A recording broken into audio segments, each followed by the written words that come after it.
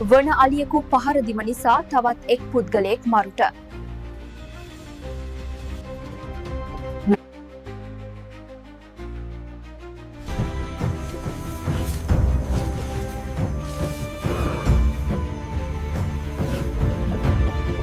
මගේ කුඹුරට පැනලා ගොයන් ටික කන්නේ උබලා කාගෙන් අවසර අරගෙනද බොල?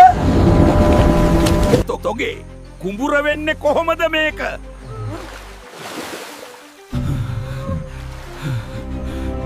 ඔබ අපේ වනාන්තර එලිපෙහෙලි කර කුඹුරු වගා කරනවා. සෑම වර්ෂයකම වනාන්තරය කුඩා වෙනවා. අපි කොහෙද ජීවත් වෙන්නේද? මම මේ කුඹුරු වගා කරන්න ගොඩක් මහන්සි වුණා. සමහර විට අපි දෙන්නම දුක් විඳිනවා ඇති. අපි සටන් කරන්න කැමති නැහැ.